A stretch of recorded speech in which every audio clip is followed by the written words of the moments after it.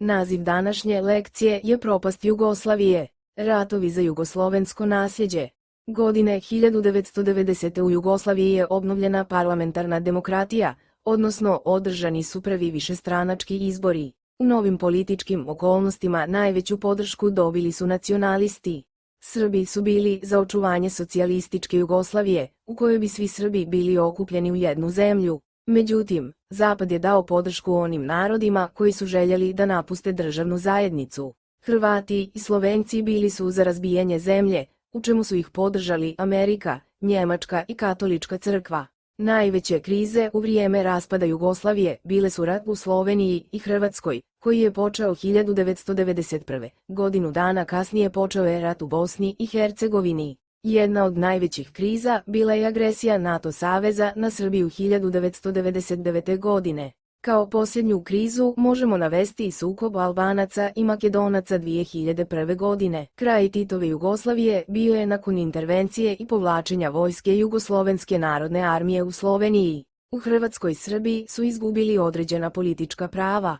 Hrvate je okupljala stranka Hrvatska demokratska zajednica, na čijem čelu je bio Franjo Tuđman. U Drugom svjetskom ratu Tuđman je učestvovao na strani partizanskog pokreta, ali se kasnije istakao u tome što je umanjivao broj žrtava genocida u nezavisnoj državi Hrvatskoj. Bio je prvi predsjednik Hrvatske u vrijeme njenog osamostaljenja. Srbe u Hrvatskoj okupljala je Srpska demokratska stranka na čelu sa Jovanom Raškovićem. Još od vremena Vojne krajine, Srbi su nastanjivali prostore na kojem je kasnije proglašena Hrvatska država. Godine 1991. proglasili su teritoriju Republiku Srpsku krajinu, sa sjedištem u gradu Kninu. Republika Srpska krajina nije bila međunarodno priznata, za razliku od Hrvatske koju je Evropska međunarodna zajednica prihvatila godinu dana kasnije. Jedan od istaknutijih vođa Srba u Hrvatskoj bio je Jovan Rašković.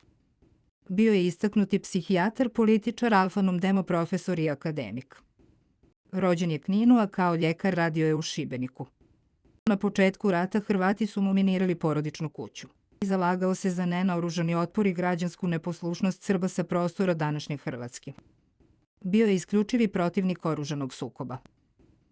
Osnovao je Srpsku demokratsku stranku u Hrvatskoj. Potom se preselio u Beograd gdje je radio u specijalnoj bolnici do Jugoslovenska vojska, čiju većinu su činili Srbi, morala je da se povuče sa prostora krajine pod pritiskom Ujedinjenih nacija. Sklopljeno je primirje. Hrvatska vojska svakodnevno je ugrožavala Srbe u krajini. Godine 1995. Hrvati su izveli vojne operacije Bljesak i Oluja, nakon čega je teritorija Republike Srpske krajine došla pod njihovu vlast. U ratu u Hrvatskoj istakao se major Jugoslovenske narodne armije Milan Tepić, koji je junački poginuo u Bedeniku kod Bjelovara. Major Tepić je proglašen narodnim herojem Jugoslavije. Rat u Hrvatskoj i Sloveniji imao je nacionalni i vjerski karakter, a posljedice su bile dalekosežne. Gradovi su razoreni, sprovedeno je etničko čišćenje, prouzrokovani su ljudski i materijalni gubici, te su narušeni odnosi među republikama. Putem medija stvarana je iskrivljena slika o Srbima, u čemu su prednjačili hollywoodski filmovi gdje su Srbi predstavljeni kao zlikovci i negativci. Do 2011. godine snimljeno je oko 18 filmova o Srbima u ratu za jugoslovensko nasljeđe i utrošeno je skoro $500 miliona.